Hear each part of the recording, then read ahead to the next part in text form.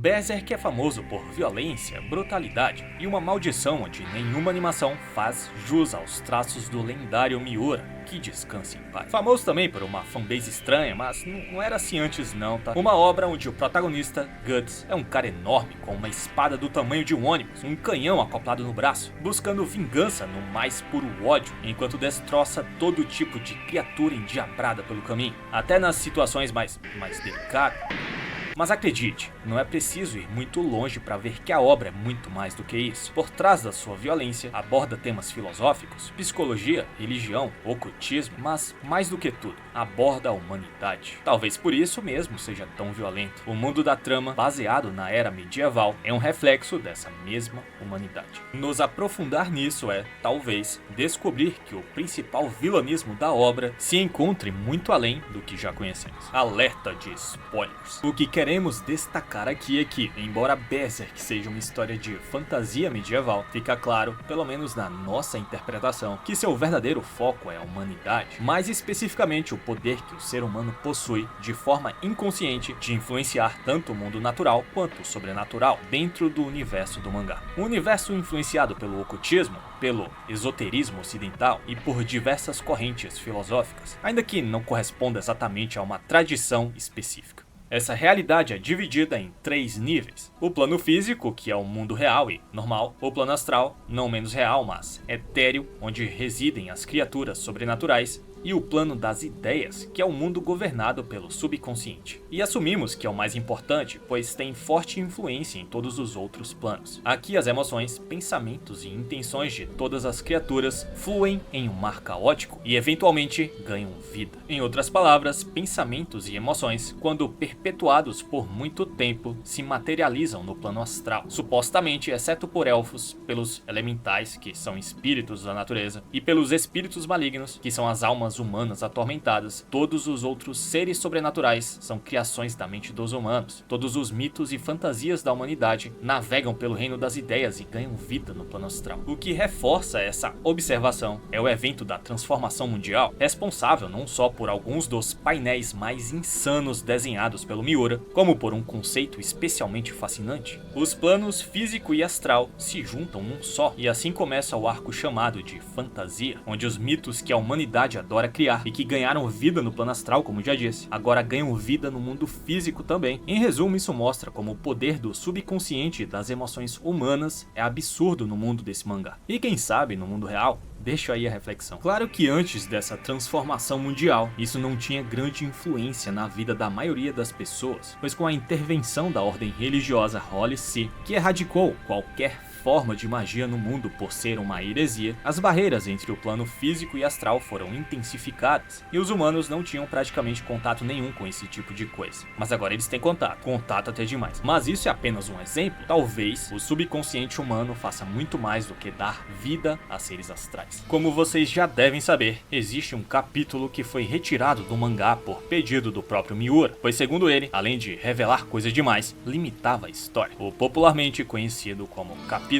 perdido. Mas antes de nos aprofundarmos nele, me deixe lhes dar um pouco de contexto. O líder do bando do Falcão, Griffith, nosso complexo antagonista que merece um vídeo só pra ele, chega no momento mais extremo da sua vida, quando estava a um passo de realizar o sonho de conquistar o seu próprio reino, ver tudo aquilo pelo qual lutou escorrer por entre os seus dedos, tudo por causa de um único momento de fraqueza emocional. Depois de ser considerado como um traidor e passar um ano sendo submetido às mais brutais formas de tortura, Griffith já não passava de um fragmento destruído da pessoa que um dia foi. Mas quando tudo parecia perdido, o destino parece lhe oferecer uma última oportunidade de recuperar aquilo que lhe foi arrancado. Para isso, entretanto, ele precisa tomar uma decisão que ultrapassa qualquer noção de crueldade. Sacrificar todos os companheiros do bando do Falcão, que dedicaram suas vidas ao mesmo sonho que o dele, ou recusar a oferta e aceitar que todo o sofrimento, todas as batalhas e todos os sacrifícios feitos até ali tenham sido sido em vão. Recusar o sacrifício seria um ato de lealdade aos seus companheiros ou, paradoxalmente, uma traição,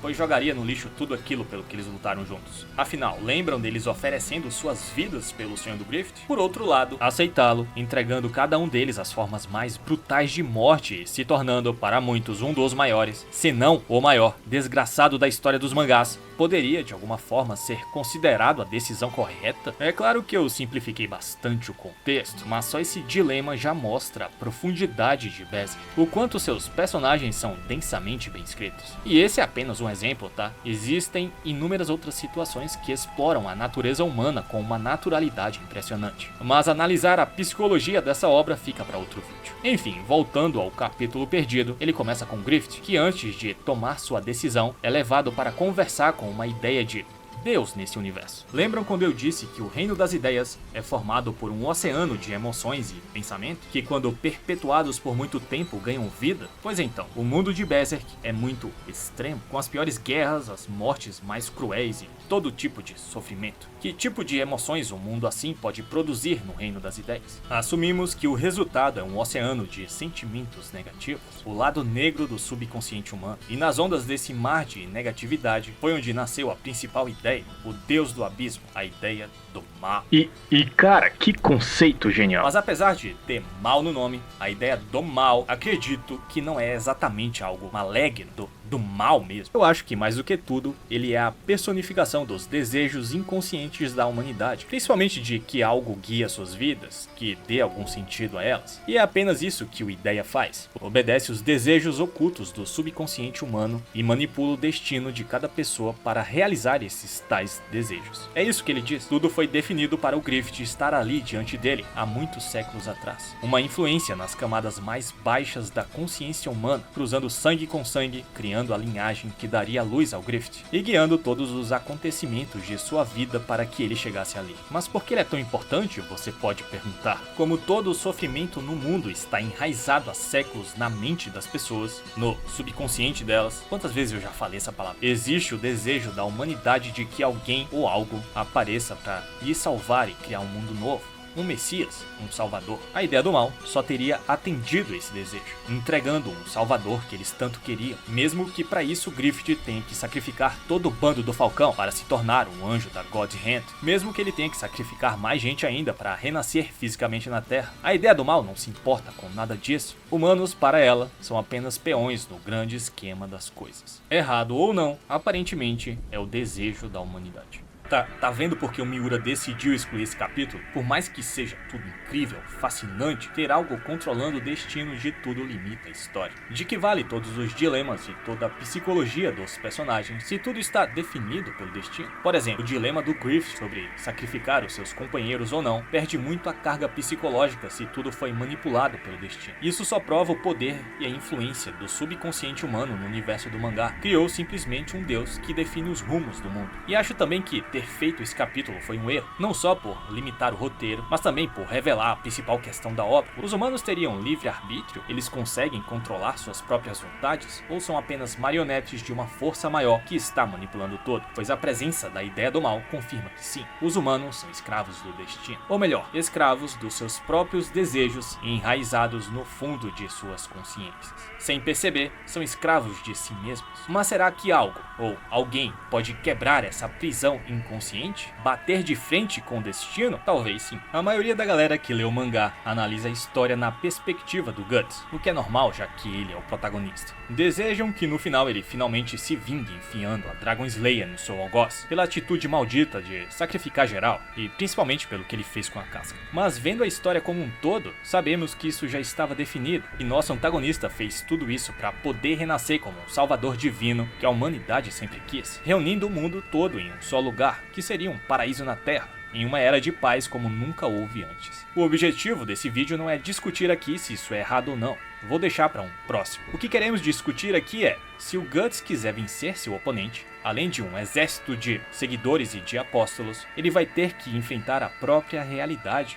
literalmente um X1 com o próprio destino. O mangá sempre faz questão de deixar claro que os dois são opostos. Enquanto o primeiro tem sua vida movida por um sonho desde a infância, o outro não tem sonho algum. Enquanto um é o salvador prometido, o outro aparentemente é um ninguém, dono de uma vida cheia de desgraças, que supostamente sequer deveria estar vivo. Um é delicado, o outro é um cara gigante com cara de mal. Até mesmo suas armaduras são opostas, uma angelical, a outra bestial. Um contraste interessante que outra das minhas obras favoritas do entretenimento também usa. Já que estamos viajando aqui, vamos além com a seguinte teoria. Se por um lado a humanidade sempre desejou um salvador e algo que os guie, talvez busque também a liberdade para seguir suas próprias vontades, sem que nada superior os guie ou os controle. Em outras palavras, talvez queiram também ser contra o destino. E isso seria representado pelo Guts, que seria uma forma da ideia do mal, ou seja, do destino, se auto-sabotar. E ok, isso é maluco, mas pensa bem. A trama de transformar o Griffith em um messias foi aparentemente perfeita, manipulando a vida de todos durante os séculos para que isso acontecesse, ok. Porém, houve uma pequena falha, a sobrevivência do nosso protagonista. Ele deveria ter ido de Vasco com toda a galera, mas por algum motivo não morreu. E ok, a Casca também sobreviveu, mas ela é diferente, pois seria útil para o nosso antagonista renascer no plano físico depois. Já o Guts, bem, ele não tem aparentemente utilidade nenhuma para o Griffith, então ele ter sobrevivido deve significar algo.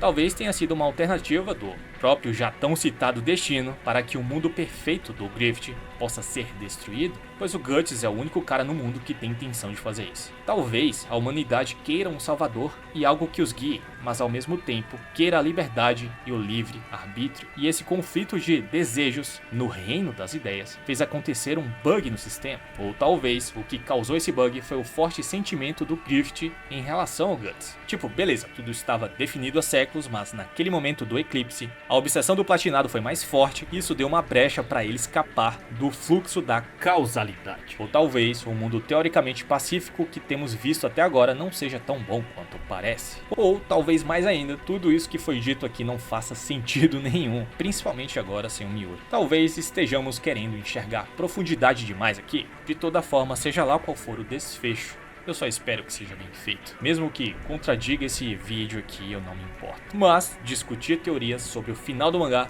fica para outro dia.